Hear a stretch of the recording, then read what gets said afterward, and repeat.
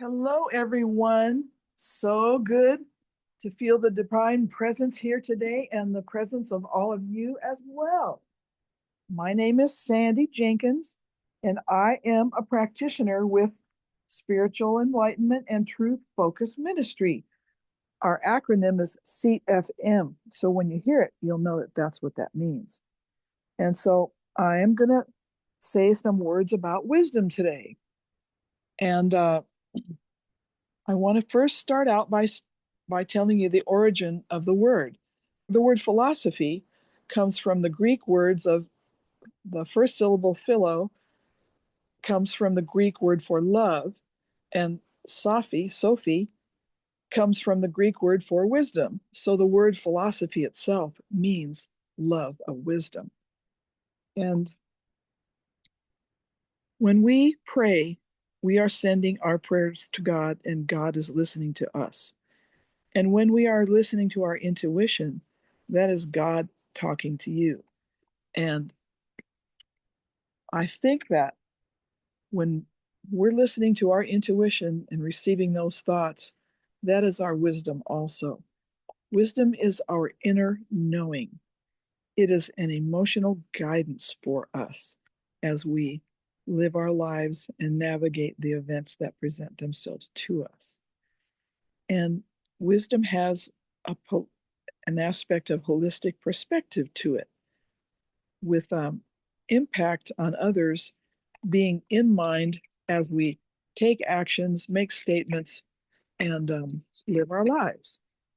So I want to I want to trans I want to talk for a moment about the story of Solomon in the Bible, for he was presented with two women who were both claiming to be the mother of a baby that they brought with them.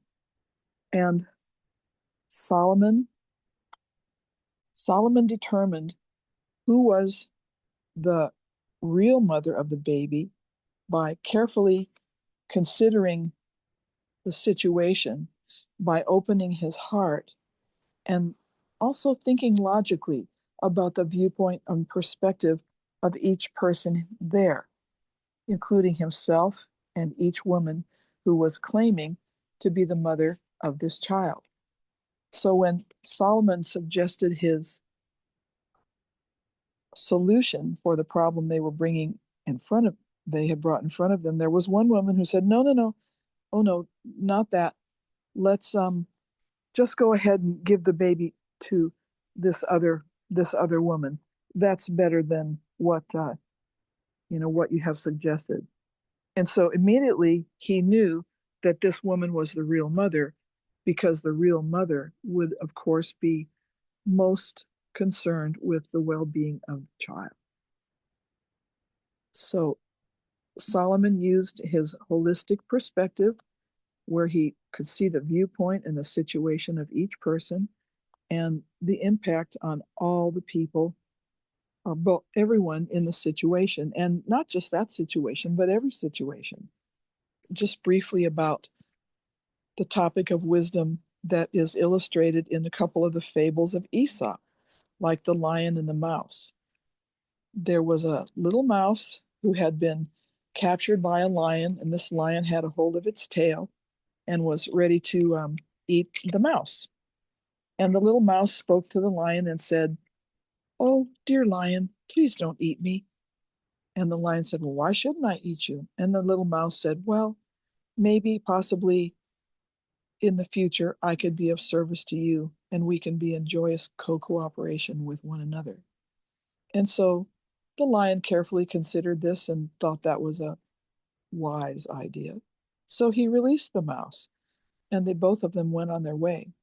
And sometime after that, the mouse was on about the business of its day, and it came across the lion, who had been trapped in a rope net.